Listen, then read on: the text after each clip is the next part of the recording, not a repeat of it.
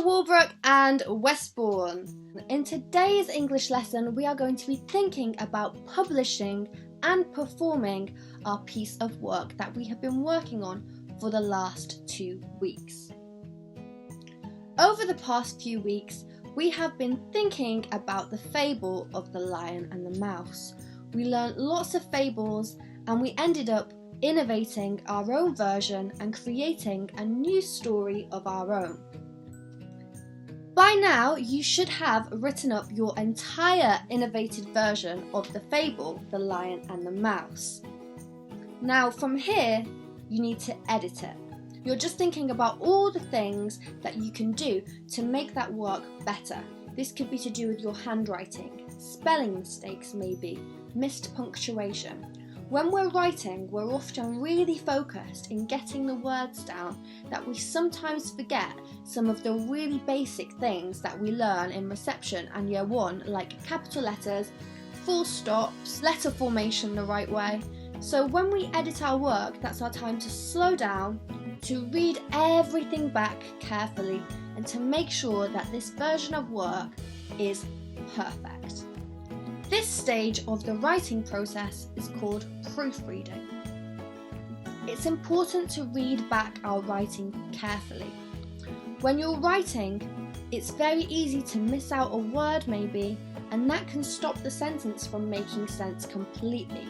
So if somebody else picks up your work to read, they might end up really confused. Whereas if you read it, because it's your work, you will know where the word is missing and you're more likely to be able to mark it, to change it and make sense of it yourself. Look closely at the words to make sure that they look right. You've got to be carefully looking and seeking out for mistakes. We can't find mistakes if we're reading really quickly. So slow down your reading, take your time and look at the letters in the words. Look at how the word is represented. Does it look right to you, or do you think it might be a good idea to check and make a change? A really good technique is to put in a little wiggly line under any words that you're not sure of.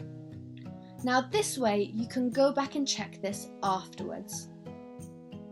Lastly, make sure that capital letters and full stops are in the right place. So in terms of your spellings, as long as you're thread talking and spelling the year 1 and 2 common exception words correctly, which I will put in at the end of this video, I'm not too bothered about spellings because some things are really tricky to spell and you can't be expected to know how to spell every word. So use your thread talk and try to just make phonetically plausible attempts. That means you've used your phonics to have a guess. However, if there's a word you're unsure about and you really want to get it right, you can use a dictionary. Now you might not have dictionaries at home. If you do, you definitely know how to use them because we have tried that in school. However, one method that we haven't done in school is this version here called an online dictionary. So online dictionaries are a really great way to check words and learn new words.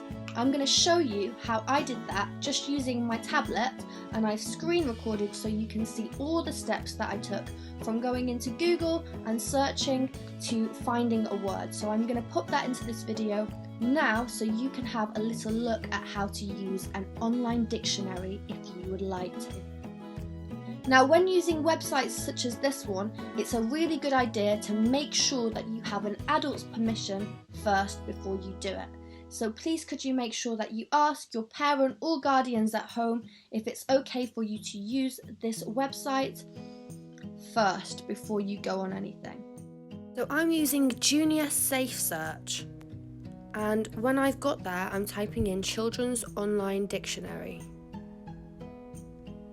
Junior Safe Search is really safe. Nothing inappropriate is going to come up when you're using this search engine. So this is a really safe search engine to use when you're working for school. And then scroll down to the Kids Britannica. And here you'll see the search bar at the top. You can click on the search bar and type in a word. I'm going to type whale, but I'm going to spell this wrong this time. So here you can see, the one I'm looking for is W-H-A-L-E. There we go. So it gives you a little description of each word so you can choose the one that's right.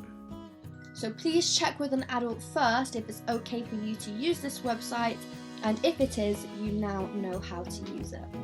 Reading back your work carefully is so important.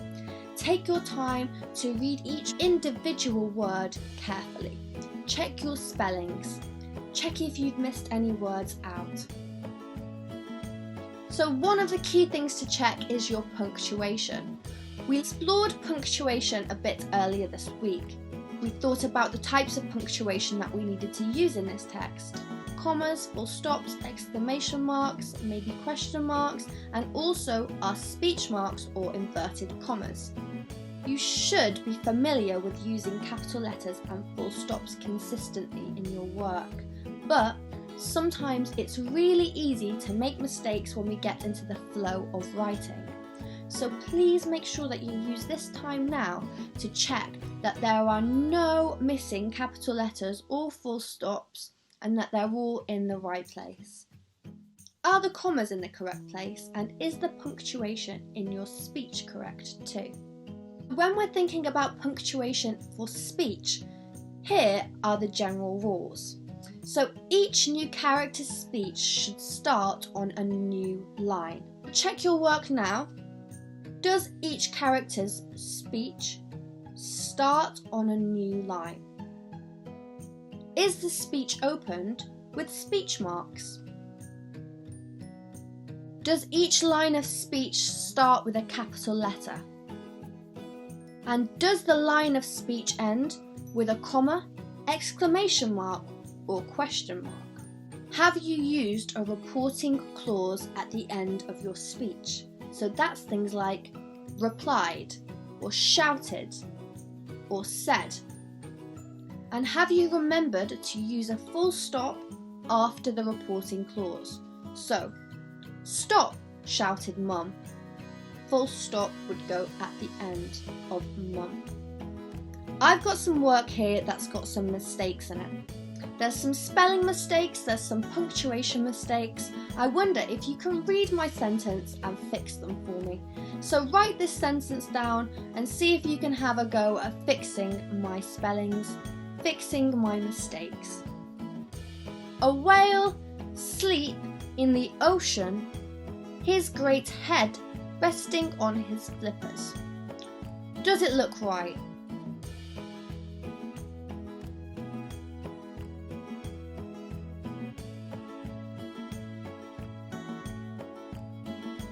How many of my mistakes did you spot? So I missed a capital letter at the beginning. A whale slept. Now past tense of sleep is slept. Slept in the ocean. I'd spell ocean wrong. Now that's a really tricky spelling to do. So if you had spelt it this way, you can see that this is still phonetically plausible. Ocean. But the correct spelling is ocean with an E-A-N. Resting his great head. Now we should all know the spelling of head is E-A-D. Head. Resting on his flippers, and my full stop goes at the end. If you found all of those mistakes, well done to you. Okay, let's have a try of that again. Can you edit this little piece of work? There's 5 mistakes, see if you can spot them all. A timid little bird stumbled upon him unexpectedly. A timid little bird stumbled upon him unexpectedly. Where are the mistakes in this? What can you see?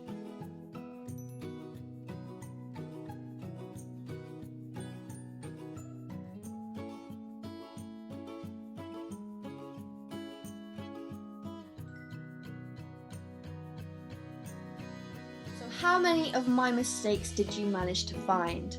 I spelt little wrong, so little is L-I-T-T-L-E.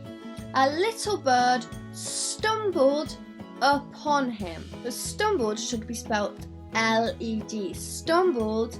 Stumble is present tense and the E-D for past tense. So stumbled upon him. Now upon him is 2 separate words.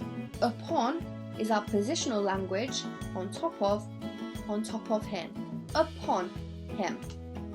Now this last word, unexpectedly. Now I left this one underlined just to show you how you might choose to do that if you're not sure how to spell it.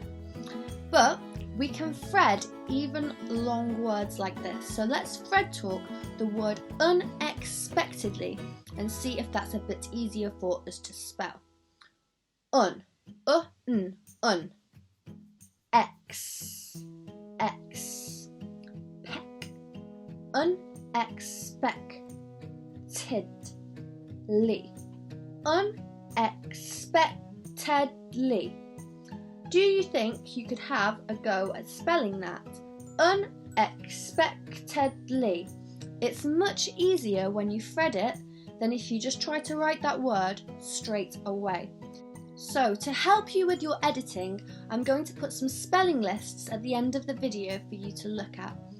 This will cover all the year 1 and 2 common exception words, so that's all the words that you're expected to know. I've also put some animal names in there as well, just to help with any unusual animal names that you might have used in your story. We've already touched upon the punctuation that we'll be using throughout this story, but one of the things I want you to do when you're editing this piece of work is really check for your punctuation to see if everything's in the right place. Have you used punctuation properly? Now, there's a few different types of punctuation that you will be using throughout the story. We've got commas, full stops, inverted commas, so our speech marks, and we've also got apostrophes for possession.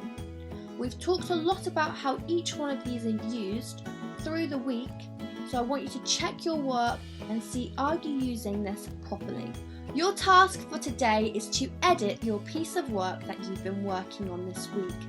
Edit your story, your innovated fable, for any mistakes and corrections that you think could make your work a little bit better. One thing you could do, if you find that you've made lots and lots of mistakes as you're going through and your writing starts to look a bit messy, maybe you've got too many things crossed out, one thing you could do is write up a version in neat. So that's what we do in school when we call it our published copy. Now you might not need to do that. If you've only got a few mistakes and you've been managing to fit your corrections or revisions in the original, that's absolutely fine. But if you're finding it really tricky to make corrections, you've not left spaces or enough room, then just start again and write that up in neat. If you're writing that up in neat, that is your job for the lesson and that is done. If you're not writing up in neat, what I would like you to do for an extension for your lesson is to record yourself reading your new version of the story as well, please. I'd like to hear some expressive voices, and I'm really excited to hear what you've been doing and to read these stories. You could post yourself reading your version of your new fable to your Class Dojo page. I would definitely love to hear them. Have a lovely weekend and I will see you all next week.